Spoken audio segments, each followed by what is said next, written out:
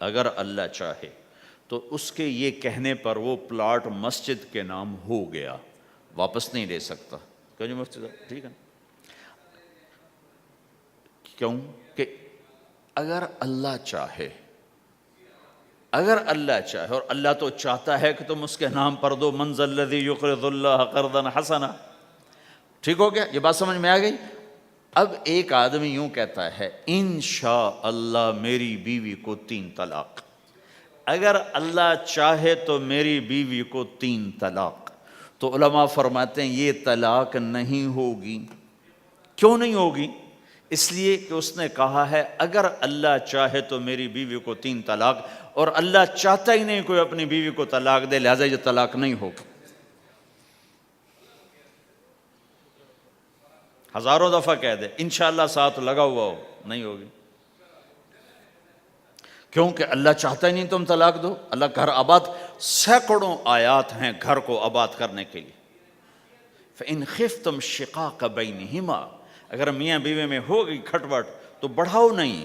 کیا مصیبت ہے کہ کچھ ادھر سے بڑھانا لگ جاتے ہیں، کچھ ادھر سے بڑھانا شروع کر دیتے ہیں۔ فَبَعْثُوا حَكَمًا مِّنْ أَهْلِهِ وَحَكَمًا مِّنْ أَهْلِهَا، تو طلاق دینے میں جلدی نہ کرو، جلدی نہ کرو۔ صلح صفائی کے لیے ایک آدمی بچی کی طرف سے آئے، ایک آدمی بچے کی طرف سے آئے، اور دونوں میں صلح صفائی کی کوشش کرو۔ یا ایھا النبی اذا طلقتم النساء، اے میرے نبی جب تم طلاق دینا چاہو تو یا ایھا النبی یہاں یہ اس لیے آیا ہے کہ اللہ تعالیٰ کہہ رہا ہے اے ایمان والو، میں یہ نبی اپنا سفارشی بنا کے تمہارے سامنے پیش کرتا ہوں، طلاق نہ دیا کرو، نہ دیا کرو۔ یہ ہے یا ایھا النبی سے ایک دم ایمان والوں کی طرف منتقل ہونے کا فلسفہ کہ دیکھو میں اپنا نبی تمہارے لیے سفارشی بناتا ہوں کہ طلاق نہ دیا کرو۔ اگر دینی پڑ جائے، چونکہ جائز ہے، نہیں نباہ ہو رہا، پھر زبردستی بھی نہیں کرنی چاہیے۔ اگر کوئی جائز وجہ ہے تو طلاق ہوئی ہے، پھر اسے دشمنی کا سبب نہیں بنانا چاہیے۔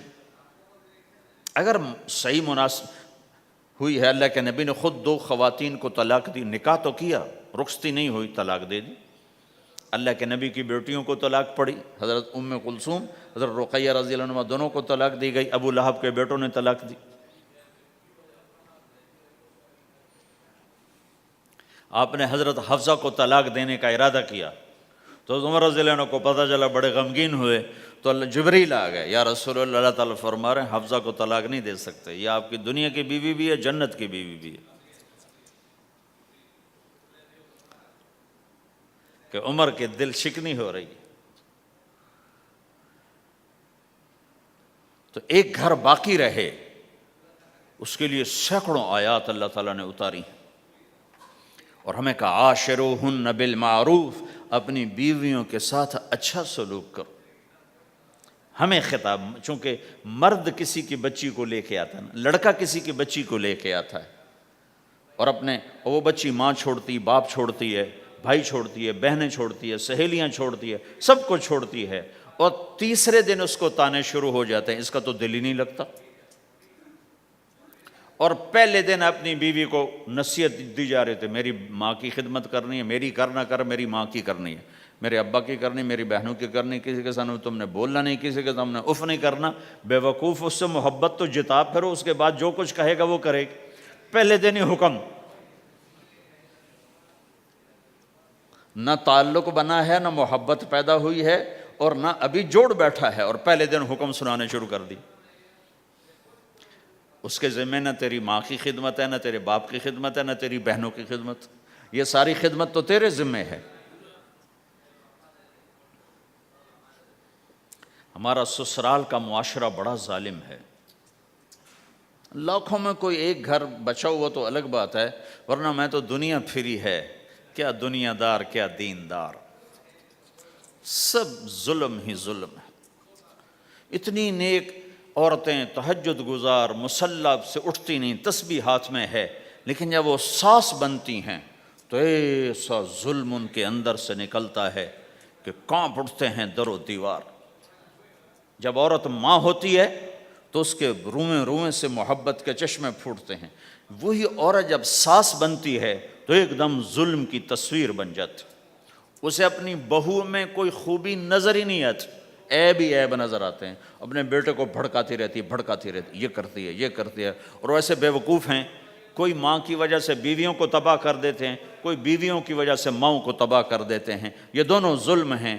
ماں کی وجہ سے بیوی پہ زیادتی نہ کرو، بیوی کی وجہ سے ماں پہ زیادتی نہ کرو۔ بیوی کا اپنا مقام ہے، ماں باپ کا اپنا مقام ہے، بہنوں کا اپنا مقام ہے۔ 100% شکایات جھوٹی ہوتی ہیں، سب جھوٹ ہوتا ہے۔ اس لیے میرے رب نے دستور بتایا، ان جاءکم فاسق بنبأ فتبینوا، جب کسی کی خبر سنو، کوئی کمی کوتاہی سنو، اول تو سنو نہیں، اگر سننی پڑ جائے تو تحقیق کر لو، تحقیق کر لو۔ قاضی ایاس کے پاس آئے، ایک شخص آیا روتا ہوا، ہائے مر گیا، ہائے مر گیا۔ تو ان کے ساتھ ایک آدمی بیٹھے تھے، کہنے لگے حضرت اس کا قضیہ جلدی سے سن لیں، بیچارہ بڑا مظلوم لگتا ہے۔ کہنے لگے چپ کر، یوسف علیہ السلام کے بھائی بھی رات کو روتے ہوئے باپ کے پاس آئے تھے۔ ہر رونے والا مظلوم نہیں ہوتا، ہر رونے والا مظلوم نہیں ہوتا۔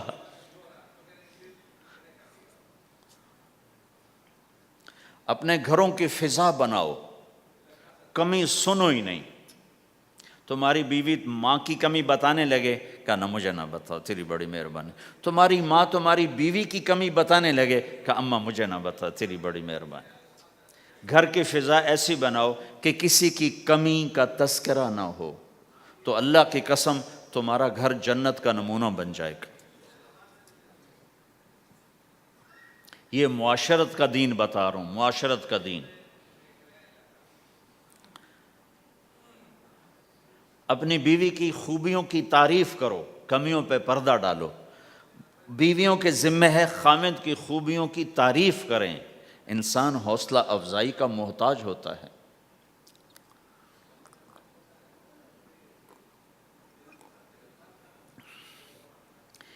ایک بزرگ ہے اپنے کسی مرید کے گھر، تو وہاں انہوں نے کھانا کھایا، کھانا ان کو پسند آیا، کہنے لگے اپنی بیگم کو پردے میں بلاؤ۔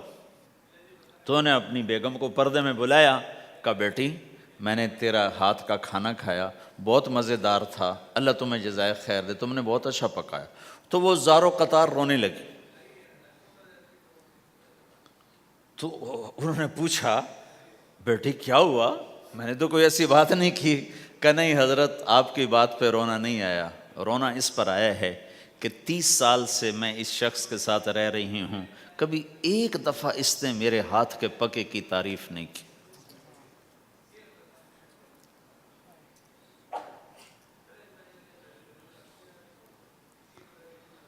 آپ گھر میں تشریف لائے، آپ نے پوچھا کوئی کھانے کو کچھ ہے؟ ام سلمہ رضی اللہ عنہ کا گھر، کہا یا رسول اللہ آج تو کچھ نہیں، سرکہ ہے۔ کہا واہ واہ واہ واہ، نعم الادام الخل، سرکہ تو بہت اچھا سالن ہے۔ سبحان اللہ، کیسے دلجوئی فرمائی اپنی بیگم کی، سرکہ تو بہت اچھا سالن ہے۔ یا تو نے نمک کم ڈال دیا، تو نے مرچی زیادہ کر دی۔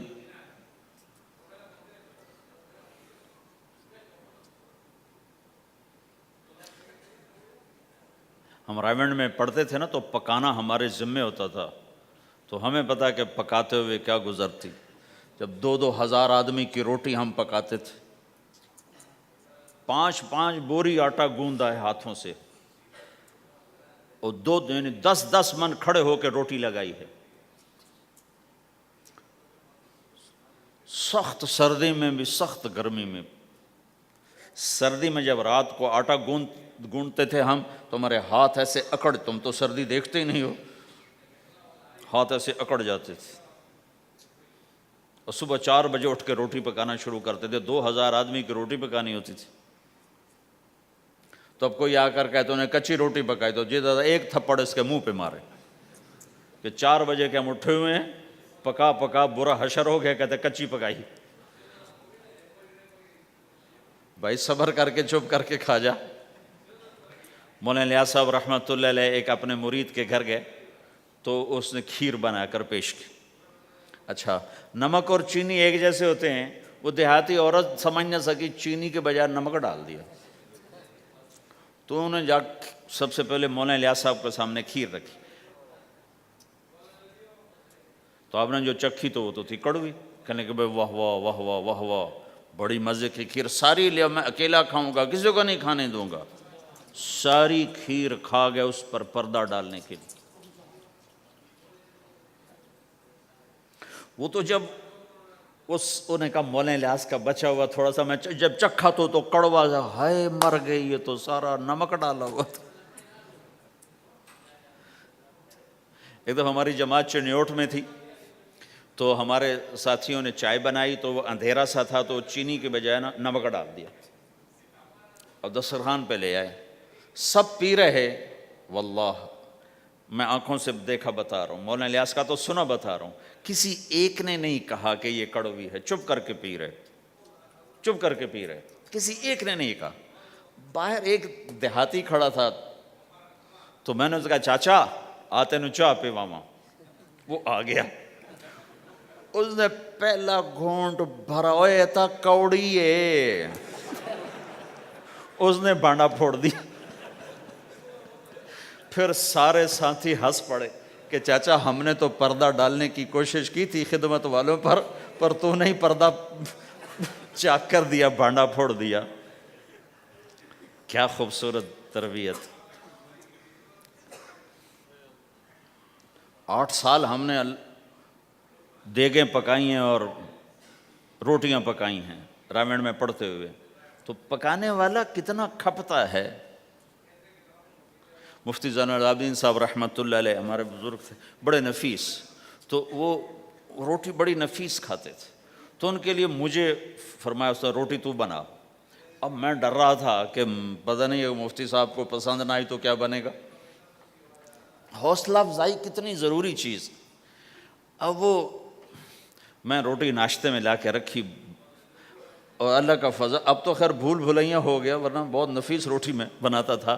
ایک دفعہ میں گھر میں تھا، تو رمضان کا مہینہ تھا، تو کسی کی آنکھ نہیں کھلی، گرمیوں کا رمضان، تو میری آنکھ کھل گئی، تو سب سوئے پڑے، نوکر بھی گھر والے بھی، تو میں نے کسی کو نہیں اٹھایا، چپ کر کے جا کے پرات اٹھائی اور روٹیاں پکانی شروع کر دی۔ جب ساری روٹیاں پک گئیں، آخری پیڑا میرے ہاتھ میں تھا، تو میری بڑی بہن کی آنکھ کھل گئی، اس نے دیکھا تو میں روٹیاں پکا رہا، کو تیرا بھلا ہو جاوے، ایک ہی کیتا۔ میں کہا روز تم پکاتی ہو، آج میں پکا کے دے رہا ہوں، اس میں کیا ہے۔ تو میں نے روٹی پیش کی نا، تو مفتی صاحب نے 1-2 لقمے کھائے، تو میں کھڑا سے کانپ رہا، پتہ نہیں اب کیا ہوتا، کس نے پکائی ہے؟ میں نے کہا جی میں نے پکائی، ماشاءاللہ بہت اچھی پکائی۔ تو میرا دل اتنا بڑا ہو گیا۔ حوصلہ افزائی کرنا، برائیوں کو، ہماری معاشرت کیا ہے، 100 خوبیوں میں سے ایک کمی کو نکال کے پکڑ لینا اور 100 پہ کاٹا۔ 100 نظر نہیں آتی، ایک کمی کو پکڑ کے اسے اچھال رہے اچھال رہے اچھال رہے اچھال رہے اچھال رہے۔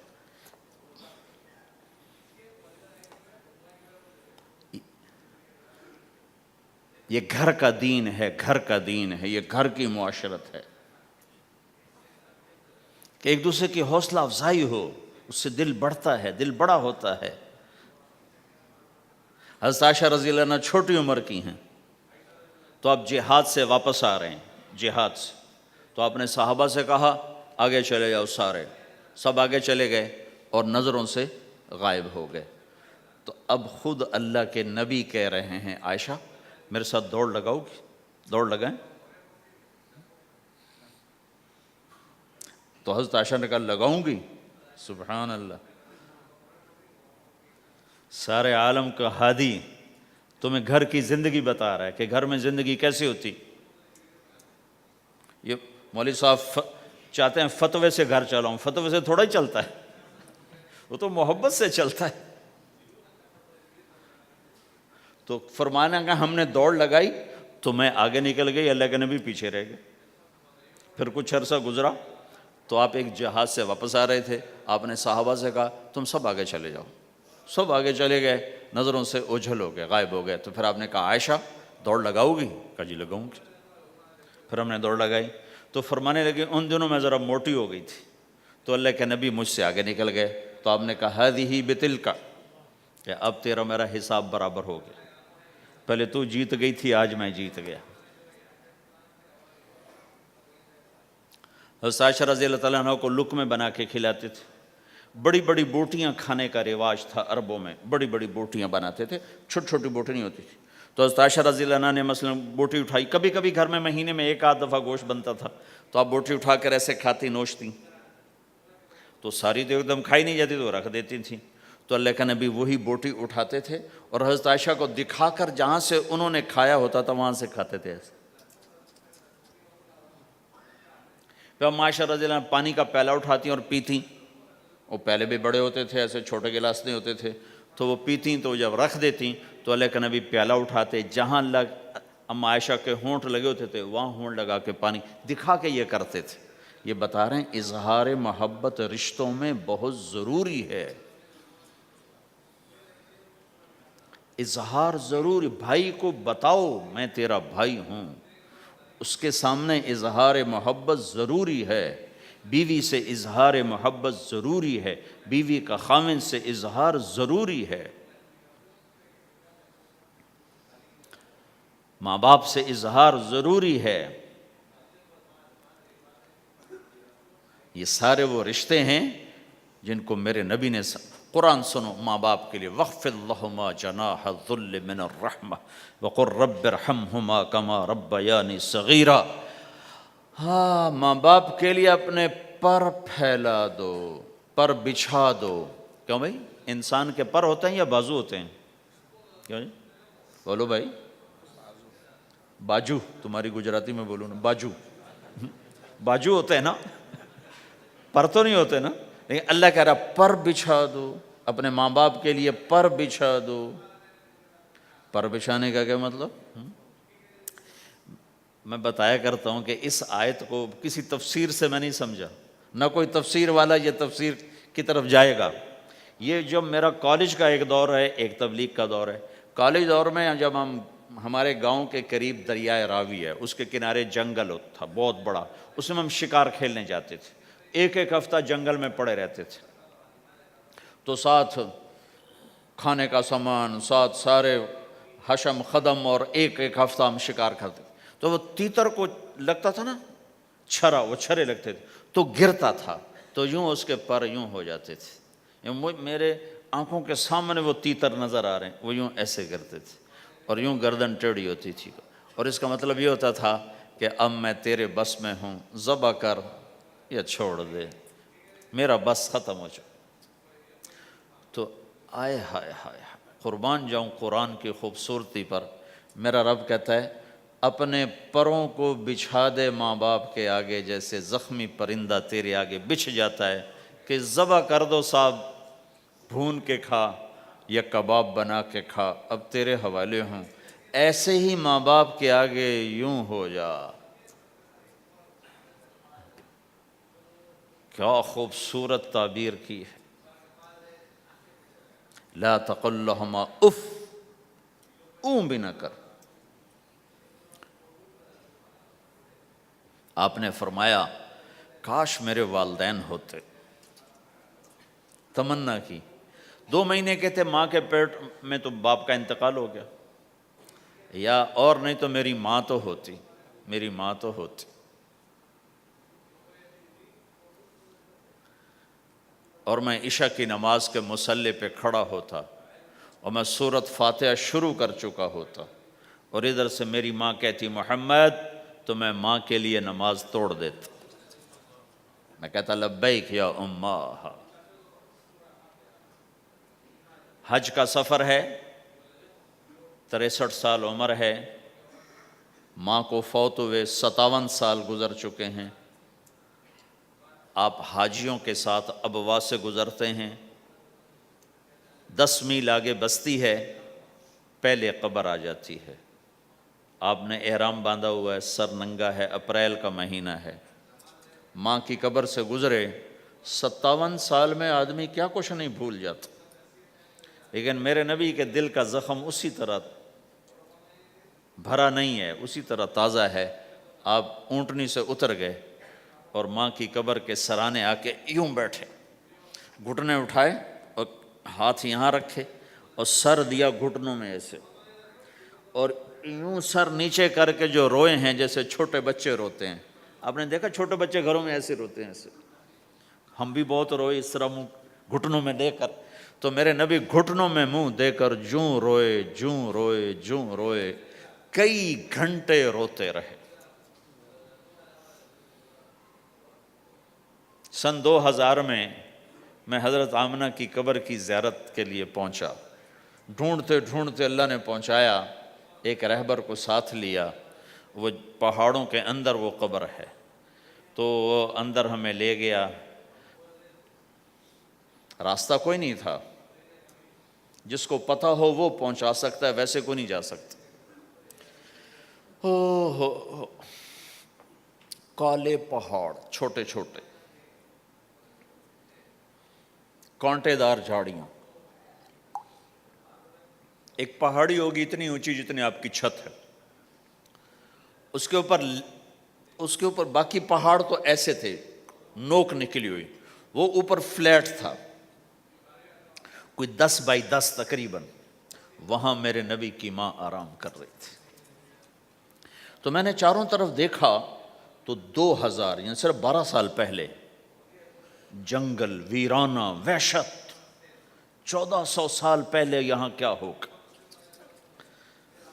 میں اللہ کی بے نیازی سے کانپ رہا تھا کہ میرے رب، جس کی خاطر تو نے کائنات بنائی، یہاں اس جنگل میں اس پہ اتنا امتحان ڈالا. وہ بھی 6 سال کی عمر میں.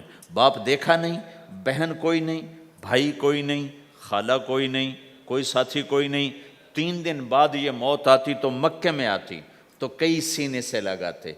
3 دن پہلے یہ موت آتی تو مدینے میں آتی، کئی سینے سے لگاتے. مدینے سے بھی نکالا اور مکے سے بھی دور کیا، اور جنگل کے اندر صرف 25 سال کی عمر میں اماں آمنہ رضی اللہ تعالیٰ عنہا پہ موت نے وار کیا. اور اللہ کے نبی گھبرا گئے. 6 سال کے بچے کو سمجھ میں نہیں آ رہا کہ یہ کیا ہو رہا ہے. حضرت آمنہ بول نہیں پا رہے. مجھے لگتا ہے غالباً ہارٹ اٹیک ہوا ہوگا. 3 افراد، والدہ، خادمہ ام ایمن اور میرے نبی. اور حضرت آمنہ یوں تڑپ رہی تھی، ایسے پہلو بدل رہی تھی، تڑپ رہی تھی. اور آپ سہمے ہوئے بیٹھے تھے اور سمجھ میں نہیں آ رہا تھا ہوا کیا ہے. پھر حضرت آمنہ نے آخر میں اپنے آپ کو، ہارٹ اٹیک میں بولا نہیں جاتا، مجھے ہوا تھا تو مجھے پتا ہے بولا نہیں جاتا. آخر بجھتی شمع بھڑکی کہ بیٹا، ہر زندہ نے مرنا ہے، ہر جوانی نے ڈھلنا ہے، اور لگتا ہے میرے جانے کا وقت آ چکا ہے. ولد تو طہرن، تو ایسا پاک ہے کہ تیرے ذریعے سے سارا عالم پاک ہوگا. اور شمع بجھی اور چھوٹا سا معصوم بچہ ماں کے سینے پر سر رکھ کے جو رویا ہے. کاش تم اس جگہ پہ ہوتے. اس خوبصورت ملک میں تم ابوا کو کیسے جانو، اور میں تمہیں کیسے بتاؤں. میں ہزاروں دفعہ یہ قصہ سنا چکا ہوں. مجھے ہر دفعہ رونا آتا ہے کہ میں وہاں اپنے آپ کو محسوس کرتا ہوں کہ ہائے، یہاں اس جگہ اتنا بڑا امتحان، اور صرف 6 برس کا. کون وہاں قبر بنانے آیا؟ کوئی گزرے ہوں گے، ویسے تو کسی کے بس میں نہیں وہاں قبر بنانا. جب پہاڑ سے نیچے اترے تو ہمارے نبی پھر بھاگے. جب ام ایمن اوپر پہنچی ہیں تو کیا منظر تھا کہ ابوا کے پہاڑ بھی روئے اور زمین آسمان بھی روئے اور ہر پتھر رویا کہ 6 سال کا معصوم بچہ 2 جہان کا سردار ہے، جنت کا چابی بردار ہے. اللہ کا جھنڈا ان کے ہاتھ میں ہوگا. شفاعت ان کی کہ طفیل حساب ہوگا. ان کی شفاعت کے ساتھ پل پار ہوگا. ان کے صدقے جنت کا دروازہ کھلے گا. ان کے صدقے جنت میں داخلہ ہوگا. ان کے صدقے گناہوں کی معافی ہوگی. اور اتنی بڑی ہستی والضحیٰ واللیل اذا سجا کا ٹائٹل لینے والا، وما ارسلناک الا کافۃ للناس بشیرا ونذیرا کا ٹائٹل لینے والا 6 سال کا بچہ. مجھے دیکھو، ماں کی قبر سے ماں کی قبر کو سینے سے لگایا ہوا تھا اور اس کے اوپر لیٹے ہوئے تھے.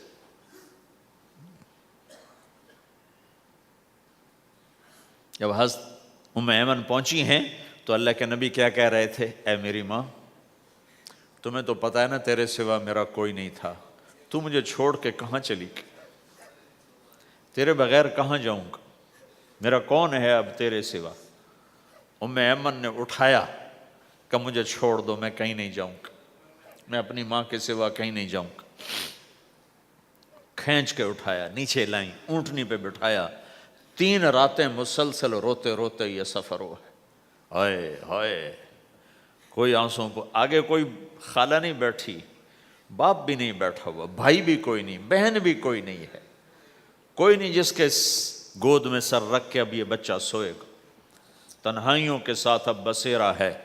تو میرے نبی کا کھانا پینا چھوٹ گیا، کچھ نہیں کھاتے تھے، سارا دن زمزم کے پانی کے چند گھونٹ پیتے تھے اور تنہا بیٹھے رہتے تھے۔ تو اس پر آپ نے یہ کہا کاش میری ماں ہوتی تو میں ایسی خدمت کرتا کہ اس کے پیچھے نماز بھی توڑ دیتا۔ تو ماں باپ کا ایک مقام ہے جو دین بتاتا ہے بھائی، صرف پیسہ ہی بنانا سب کچھ نہیں ہے، اور بھی دکھ ہیں زمانے میں محبت کے سوا، راحتیں اور بھی ہیں وصل کی راحت کے سوا۔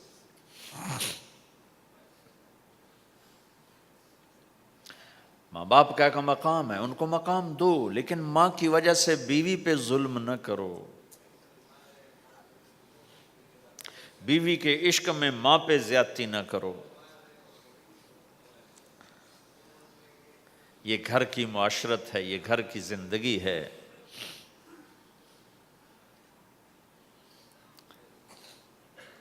حضرت نعمان بن حارثہ بن نعمان 2 صحابہ کے بارے میں آتا ہے کہ جیسی انہوں نے ماں کی خدمت کی اور کسی نے نہیں کی، ایک حضرت عثمان، ایک حارثہ بن نعمان۔ حارثہ بن نعمان کے بارے میں تو آپ نے کہا میں جنت میں گیا تو میں نے قرآن کی تلاوت سنی، تو میں نے کہا یہ کون تلاوت کر رہا ہے؟ کہا جی حارثہ۔ کہا حارثہ تو مدینے بیٹھا ہے، یہاں تلاوت کیسے؟ تمہیں سنانے کے لیے کتنا بڑا سپیکر لگا ہوا ہے، اس 7ویں آسمان پر جنت ہے۔ تو کہا فرشتوں نے کہ جی ماں کی ایسی خدمت کی ہے، جب قرآن پڑھتے ہیں اللہ ساری جنت کو سناتا ہے۔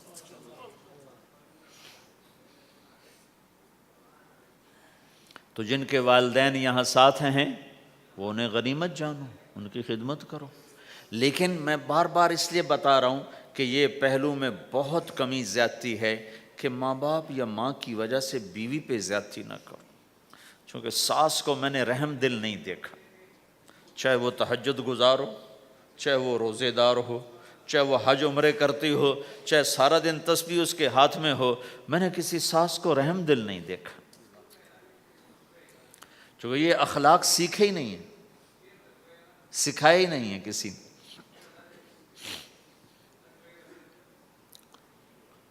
ایک دوسرے کی حوصلہ افزائی کرو، کمیوں پر پردے ڈالو۔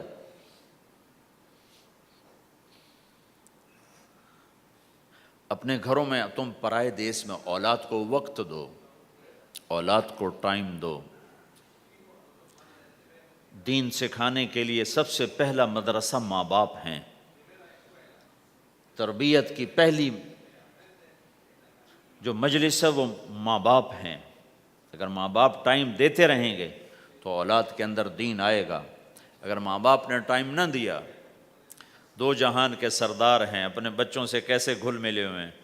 آپ حسن حسین دونوں کو کھڑا کرتے، جعفر رضی اللہ عنہ جوانی میں شہید ہو گئے تھے، ان کے 3 بیٹے عبداللہ اون محمد، ان کو کھڑا کرتے، پھر خود ایسے بیٹھ جاتے، ہاں بھائی جو مجھے پکڑے گا اس کو انعام ملے گا، سب سے پہلے جو مجھے ہاتھ لگائے گا اس کو انعام ملے گا۔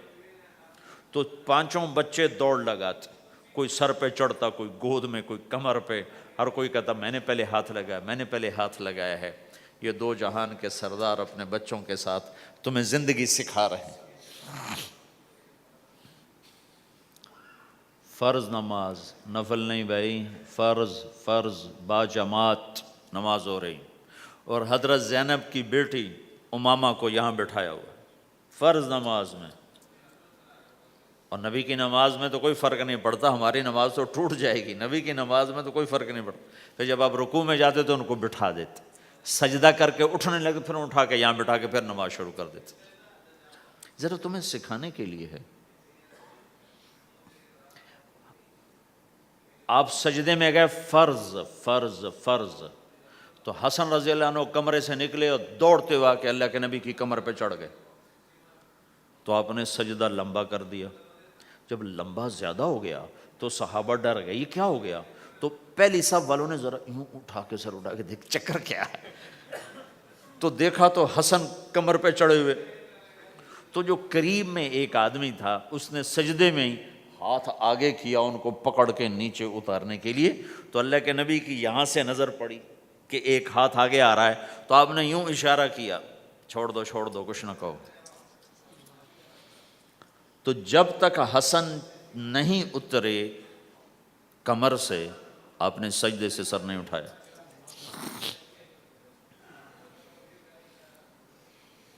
میرے نبی نے کہا اکرموا اولادکم، اپنی اولاد کو عزت دو ورنہ یہ باغی ہو جائیں گے. اور یہاں تو ویسے ہی ماں باپ کا پتہ نہیں کسی کو ماں باپ کسے کہتے ہیں، بہن بھائی کی یہاں رشتوں کا تو کسی کو پتہ کوئی نہیں کہ رشتے کی قدر کیا ہے. بھائی بھائی آپس میں دنیا پہ نہ لڑو، چھوڑ دو، لڑو نہیں کہ بھائی لے جا. کسی کا حق کسی نے کھا لیا ہے تو ضائع نہیں ہوگا، ملے گا واپس. صرف یہیں تو پاناما ہی تو زندگی نہیں، آگے بھی تو آ رہی. میرے نبی نے ایک عجب اصول بتایا. آپ نے مدینے والوں سے فرمایا میرے بعد تمہیں تمہارا حق نہیں ملے گا، تم کیا کرو گے؟ انہوں نے کہا جی ہم تلوار اٹھائیں گے، اپنا حق وصول کریں گے. تو آپ نے فرمایا میں تمہیں اس سے بہتر بات بتاؤں، اس سے بہتر بتاؤں؟ کہا جی کیا؟ کہ تم حق چھوڑ دینا، اس کے لیے لڑنا نہیں، لڑنا نہیں. ہم مانگو نہیں ملتا، لڑنا نہیں، چھوڑ دینا، لڑائی سے بچنا، چھوڑ دینا. اور قیامت کے دن حوض کوثر پہ مجھ سے آ کے ملاقات کر لینا، میں اللہ سے سارے پورے کروا کے دے دوں گا. جب تمہارا وکیل ہو محمد مصطفیٰ جی صلی اللہ علیہ وسلم اور جج ہو اللہ، تو کیسا فیصلہ آئے گا؟ یہاں تم کتنا کو لے لو گے ڈالر میں، پلاٹ میں کتنا لے لو گے؟ ہاں لو، اپنا حق نہ چھوڑو، لیکن اگر لڑائی ہو رہی ہے تو پھر چھوڑ دو، چلو لے جاؤ، میں رشتہ قربان نہیں کروں گا، چیز قربان کر دوں گا. اللہ تمہاری نسلوں کو یہاں بھی نہال کرے گا. آگے انتظار کرو، اللہ کے نبی حوض کوثر پہ تمہارے انتظار میں ہے. آ جاؤ، جن کے حق مارے گئے آ جاؤ، آ جاؤ، آج میں اللہ سے لے کر دیتا ہوں. اور آخری بات کرتا ہوں، بات ختم کرتا ہوں.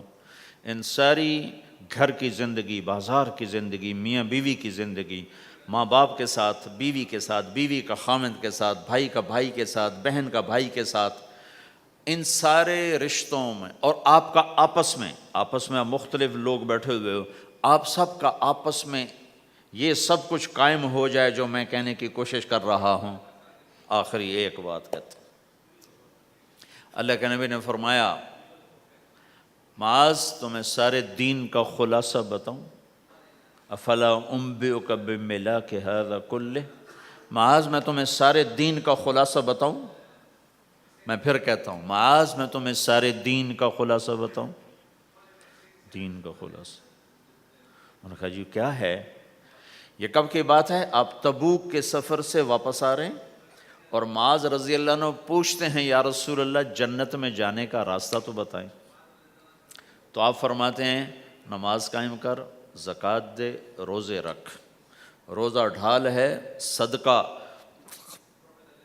گناہوں کو مٹاتا ہے، رات کا قیام اللہ تعالیٰ کی بارگاہ میں اللہ کی رضا کی خاطر جنت کے دروازے کھلواتا ہے. ایک لمبی نصیحت ہے، پورا دین اس میں سمجھاتے ہیں. پھر آپ نے آخر میں کہا معاذ اب میں تمہیں سارے دین کا خلاصہ بتاؤں؟ تو انہوں نے کہا جی وہ کیا ہے؟ تو مجھے دیکھو سارے. تو آپ نے یوں کیا،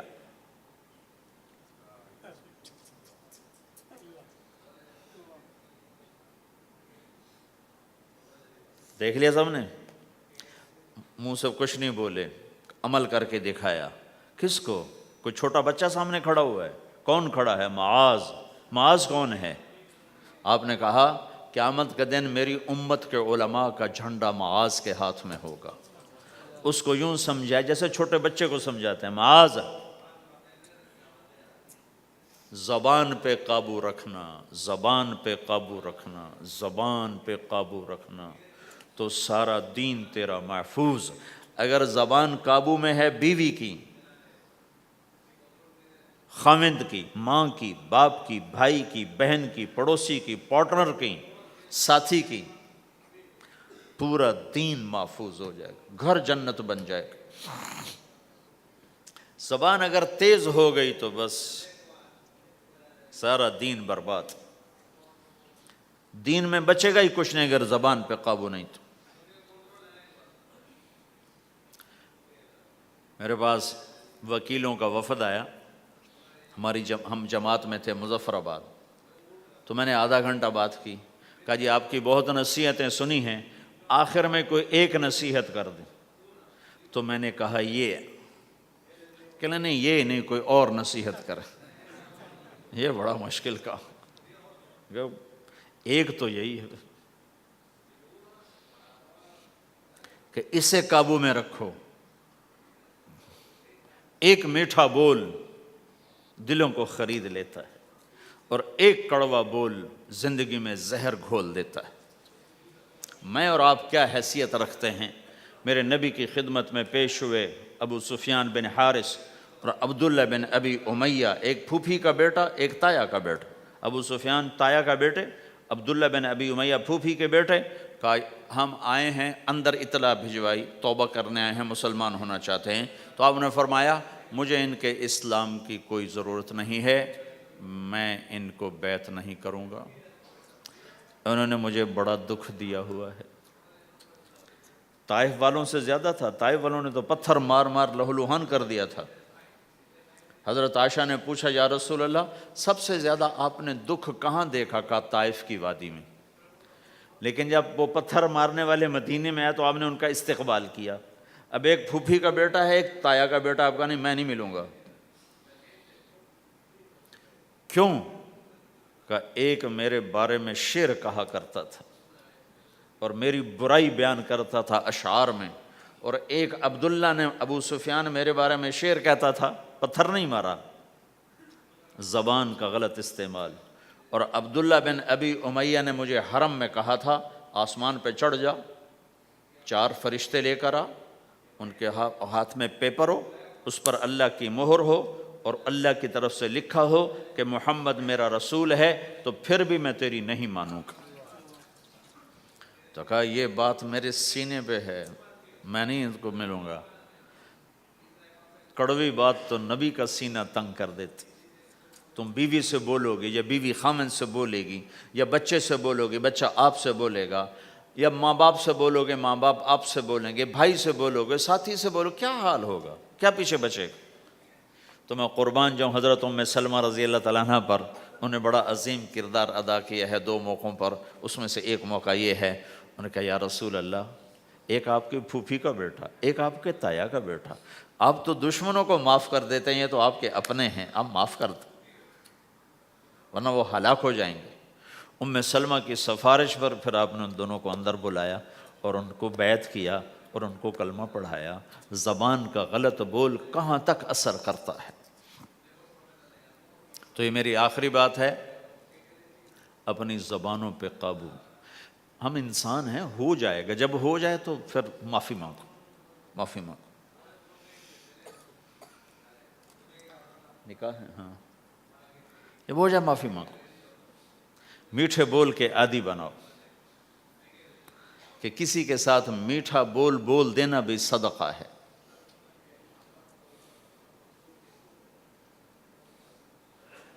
تو بھائیو یہ ایک معاشرت ہے۔ ہمارے ہاں پاکستان میں نا بسوں کے پیچھے بڑے عجیب عجیب لکھے ہوتے ہیں جملے، تو میری زندگی سڑکوں پہ ہی گزری ہے، تو میں نے اس کا ایک وہ بنایا ہے اسکیچ، ایک دفعہ میں ایک بس کے پیچھے جا رہا تھا تو اس کے پیچھے ایک جملہ لکھا تھا جو مجھے بڑا پسند آیا، تو پھر میں پچھلا بھی سنا دیتا ہوں، وہ بھی سنا دیتا ہوں۔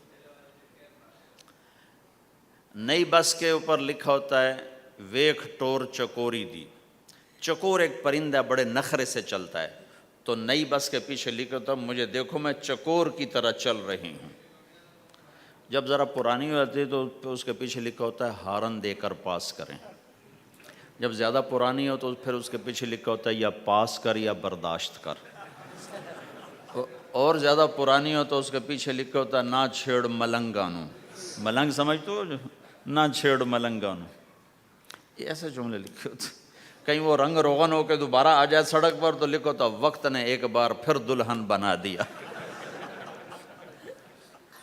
تو ایک دفعہ میں ایک بس کے پیچھے جا رہا تھا تو میں وہ ایسے ہی نظر تو پڑی جاتی ہے تو وہ پھر پڑھا بھی جاتا ہے، تو ایک بس کے پیچھے ایک جملہ لکھا تھا، میرے جو 1.25 گھنٹے کا جو میں مضمون بیان کر اس کا خلاصہ لکھا تھا دل برائے فروخت، بڑا دل برائے فروخت، اور نیچے لکھا تھا قیمت ایک میٹھا بول۔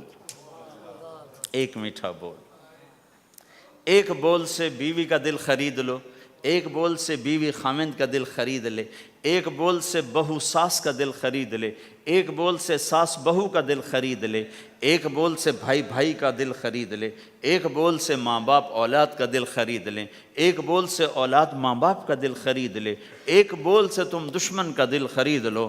یہ زبان کا میٹھا بول ہے، یہ کرو گے تو اللہ تمہیں چمکائے گا۔ تو بھائیو یہ بھی دین ہے اور بہت بڑا دین ہے، اور دکھ درد کی بات یہ ہے نہ یہ بتایا جاتا ہے نہ یہ سکھایا جاتا۔ زیادہ زور عبادات پر ہی ہے۔ حسن جو پیدا ہوتا ہے وہ میک اپ سے پیدا ہوتا ہے۔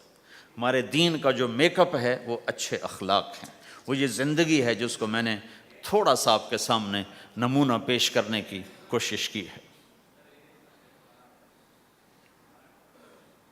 کہ ایک دوسرے کے لیے راحت بنو، ایک دوسرے کے لیے خیر کا ذریعہ بنو، ایک دوسرے کی کڑوی کسیلی برداشت کرنا سیکھو، سہ جاؤ پی جاؤ۔ تو انشاءاللہ نیت کرتے ہو سارے بھائی؟ کرو گے نا انشاءاللہ؟ لاؤ نہیں بولو۔ تو کل میں نے آپ سے عرض کیا تھا کہ 2 کام آپ تھوڑا سا مجمع مستقل کر لو۔ ایک جمعرات کو مرکز میں آیا کرو، ایک 3 دن مہینے کے لگایا کرو، اور ایک اس کے ساتھ اور عرض کر دوں، جس دن تمہارا گشت ہو اپنے گشت میں شرکت کیا کرو۔ تو انشاءاللہ یہ جو باتیں میں نے آپ سے کہی ہیں یہ آہستہ آہستہ ساری قابو میں آ جائیں گی۔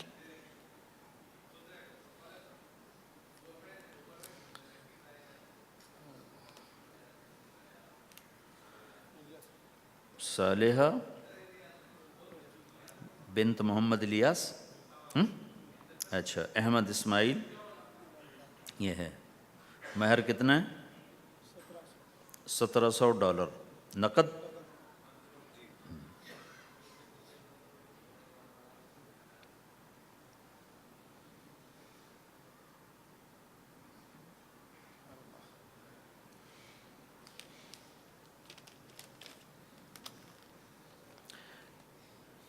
میں نکاح سے پہلے جو باتیں کیا کرتا ہوں آج وہ ساری تقریباً میں نے آپ کے سامنے پیش کر دی ہیں، کہ کسی بھی گھر کو اگر خوش باش، کوئی گھر یہ چاہے کہ ہم خوش باش رہیں تو ایک دوسرے کی برائیاں دیکھنا چھوڑ دے، ایک دوسرے کی کمیاں پکڑنا چھوڑ دے، ایک دوسرے کو تانا دینا چھوڑ دے، ایک دوسرے کے عیب چھپائیں، اپنے گھروں میں غیبت نہ کریں، کسی کی برائی نہ کریں، اپنے بچوں کو بھی اس کا عادی بنائیں، نہ کسی کی کریں نہ کسی کی سنیں۔ میں نے اپنی زندگی میں بہت کم لوگ دیکھے ہیں جو اس چیز پہ عمل کرتے۔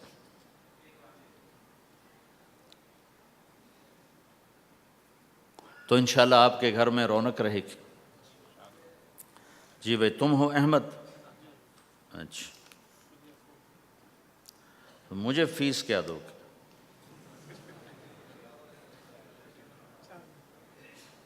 کیا کرتے ہو؟ کیا کرتے ہو؟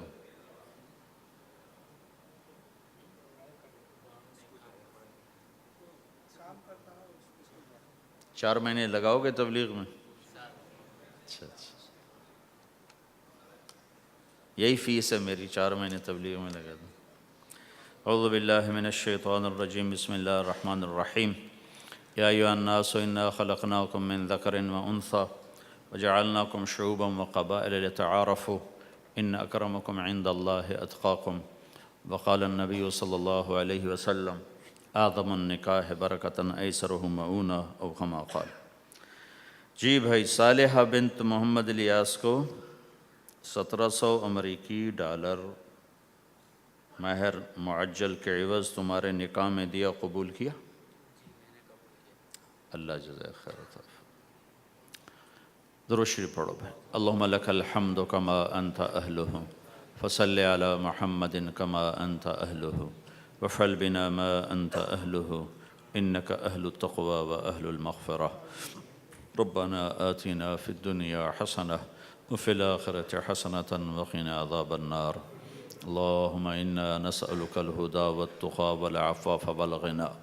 یا اللہ، یہ چھوٹا سا مجمع تیرے ماننے والوں کا، تیرے حبیب کی امت کا دور دراز دیس میں ہے، یا اللہ ان کی نسلوں کی حفاظت فرما، انہیں ضائع ہونے سے بچا، گم ہو جانے سے بچا، باہر کے گندے ماحول سے حفاظت فرما، باہر کی غلاظت سے محفوظ فرما، اچھا مسلمان بنا، اچھا شہری بنا، ہر روپ میں خوبصورت انسانیت کا پیکر بنا، ہر روپ میں یا اللہ عالی اخلاق والا بنا۔ یا اللہ ہم سب سے راضی ہو جا اور پوری امت سے راضی ہو جا۔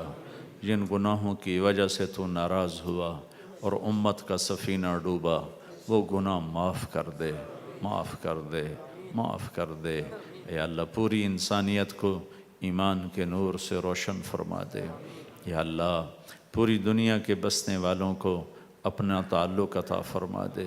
یا اللہ کلمہ پڑھنے والوں کو اپنی رضا والی زندگی عطا فرما دے۔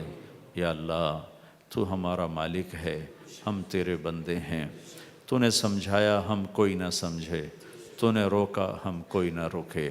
یا اللہ آج تیری بارگاہ میں توبہ کرتے ہیں، ہماری توبہ قبول فرما لے، قبول فرما لے۔ یا اللہ تیرے ہی فضل سے یہ مسجدیں بنی، تیرے ہی فضل سے یہ آباد ہوئیں۔ یا اللہ تو یا اللہ ہم سے راضی ہو جا، ہم تیرے غصے کو سہ نہیں سکتے، برداشت نہیں کر سکتے۔ میرے مولا ہم سے تو دنیا کی آگ نہیں سہی جاتی، جہنم کی آگ برداشت کون کرے گا؟ یا اللہ میرے آقا ہمیں تو دنیا کی پولیس پکڑے تو ہم یا اللہ پریشان ہوتے ہیں، یا اللہ اگر جہنم کے فرشتوں نے پکڑ لیا تو ہمارا کیا بنے گا میرے مولا؟ یا اللہ جب تو میدان معاشر میں یہ صدا لگائے گا وَامْتَازُوا الْيَوْمَ أَيُّهَا الْمُجْرِمُونَ، آج مجرموں کو الگ کر دو۔ یا اللہ ہمیں مجرموں میں دھکا نہ دے دینا۔ اے کریم آقا تیری عزت کی قسم، زندگی میں جھولی میں کچھ عمل نہیں، خالی ہاتھ ہیں، اور جھولی بھی پھٹی ہوئی ہے، کشکول بھی ٹوٹا ہوا ہے۔ یا اللہ پریشان ہیں کہ حشر کے میدان میں تیرا سامنا کیسے کریں گے میرے مولا، جب تیرے بڑے بڑے نیک بندے، بڑی بڑی نیک بندیاں، بڑے بڑے عمل لے کر آئیں گے، ہم کدھر کھڑے ہوں گے؟ یا اللہ نہ چھپنے کی جگہ ہے، نہ بھاگنے کی جگہ ہے، نہ کہیں دائیں بائیں ہونے کی جگہ ہے۔ پھر تیرے نبی کا سامنا بھی ہونا ہے، ہم ان کو منہ کیا دکھائیں گے میرے مولا؟ اے کریم آقا شرم ہی شرم ہے۔ یا اللہ مہربانی فرما دے، اس دن تو ہمارے ساتھ ستاری کا معاملہ فرما دے۔ یا اللہ ہمارے پاس اور کچھ نہیں ہے، ایک نسبت ہے، اور تو نسبتوں کا قدردان ہے۔ تیرے نبی نے فرمایا تھا میرا جی چاہتا ہے میں اپنے بھائیوں کو دیکھوں، تو صحابہ نے عرض کی ہم آپ کے بھائی ہیں۔ تیرے نبی نے فرمایا تھا تم میرے بھائی نہیں ہو، میرے بھائی وہ ہیں جو مجھے دیکھے بغیر میرا کلمہ پڑھیں گے۔ یا اللہ اور تو کچھ نہیں ہے، تیرے نبی کو نہیں دیکھا، تیرے قرآن کو اترتے نہیں دیکھا، تیرے فرشتوں کو اترتے نہیں دیکھا، ہم نے تو چاروں طرف ننگ ہی ننگ دیکھا ہے۔ اوریانی ہے، فحاشی ہی فحاشی ہے، ہر طرف میرے آقا گند ہی گند ہے، ایک قدم آگے چلتے ہیں 10 قدم پیچھے جا گرتے ہیں، صبح توبہ کرتے ہیں شام کو ٹوٹ جاتی ہے، شام کو کرتے ہیں صبح ٹوٹ جاتی ہے۔ میرے آقا باہر کا اندھیرا تو تیرے سامنے ہی ہے، کس طرح تیرے حکم ٹوٹ رہے ہیں، کس طرح میرے مولا تیرے دین، میرے آقا قربان جاؤں تیرے حلم پر، تیرے درگزر پر میرے آقا، تو کتنا حلیم ہے یا اللہ۔ ہم تو اپنی اولاد کو دھکے دے کے باہر نکال دیں، اگر وہ ہماری نہ مانے تو کتنے حلم والا ہے یا اللہ۔ تیری دھرتی کو ہم نے گناہوں سے بھر دیا اور تو ہمیں مہلت دیتا رہا، تیرے پانی کہتے رہے اجازت دے ہم چڑھ جائیں تو انہیں روکتا رہا، تیری زمین کہتی رہی اجازت دے میں پھٹ جاؤں تو اسے روکتا رہا، تیرے فرشتے کہتے رہے اجازت دے ہم اتر جائیں تو انہیں روکتا رہا، تو ہماری توبہ کا انتظار کرتا رہا۔ تو آج ہم بھی آ گئے ہیں تیرے در پہ توبہ کرنے یا اللہ، تو بھی اپنی رحمت کی باہیں پھیلا دے میرے مولا، تو بھی کہہ دے اے میرے بندو مرحبا، تو بھی آج اعلان کر دے جاؤ میں نے معاف کر دیا۔ آج تو ایک دفعہ کہہ ہی دے یا اللہ، تو نے کہہ دیا ہوگا، تو نے یقیناً کہہ دیا ہوگا کہ جاؤ میں نے معاف کر دیا۔ اے کریم آقا، او ہمارے اللہ، اے محمد مصطفیٰ کے اللہ، اے ذوالجلال والاکرام اللہ، ہم سے تیری جہنم برداشت نہ ہوگی، ہم سے قبر کے اندھیرے برداشت نہ ہوں گے، ہم سے قبر کے سانپ بچھو سہے نہ جائیں گے یا اللہ۔ آج کہہ دے میں نے معاف کر دیا، آج کہہ دے، جبریل کو کہہ دے، آسمانوں میں اعلان فرما دے، یہ چھوٹا سا تیرے ماننے والوں کا مجمع، ان کے چھوٹے سے لے کر بڑے تک کو سب کو آج اعلان کر دے کہ جاؤ میں نے معاف کر دیا۔ ہمیں ایک دفعہ محبت سے دیکھ لے، عرشوں کے پردے ہٹا دے، آسمان کی تانے ہٹا دے، اور ہمیں محبت سے دیکھ، جیسے ماں بچے کو پیار سے دیکھتی ہے تو بچے کا دل باغ باغ ہو جاتا ہے، اس کا دل بڑا ہو جاتا ہے یا اللہ۔ جب وہ باہیں پھیلاتی ہے تو بچہ دوڑ کے ماں کی گود میں گرتا ہے۔ اے آقا اپنی رحمت کی باہیں پھیلا دے، اپنی رحمت کی چادر پھیلا دے، ہمیں اپنے اندر چھپا لے، اپنی رحمت کی چادر میں چھپا لے یا اللہ۔ یا اللہ ہم دکھوں کے مارے ہوئے، جیسے بچہ دکھی ہو کر ماں کی گود میں گرتا ہے اور رو رو کے اسے اپنے دکھڑے سناتا ہے، میرے آقا تیرے محبوب کی امت کا غم ہم تجھے سناتے ہیں، تو ہمارے حال پہ رحم فرما دے یا اللہ۔ دنیا بھی گئی آخرت بھی جا رہی ہے، اے کریم آقا ہم سے راضی ہو جا، راضی ہو جا، ہو جانا یا اللہ، ہو جانا یا اللہ۔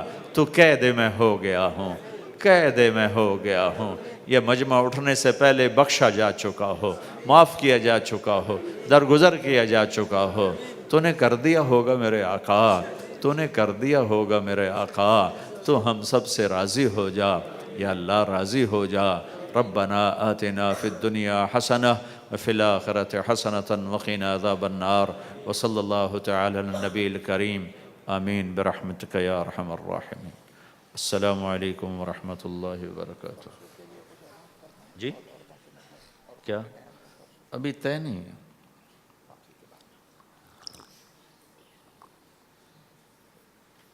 اللہ آپ لوگوں کو جزائے خیر عطا فرمائے۔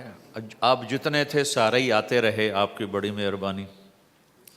اللہ نے رزق مقدر میں لکھا تو پھر بھی ملاقات ہو جائے گی، ابھی تو 1-2 دن کے بعد انشاءاللہ واپسی ہے۔ السلام علیکم ورحمۃ اللہ وبرکاتہ۔ بھائی کوئی مسافہ نہ کریں، سائڈ ملاقات کوئی نہ لیں، انشاءاللہ سلام کر لیا ہم۔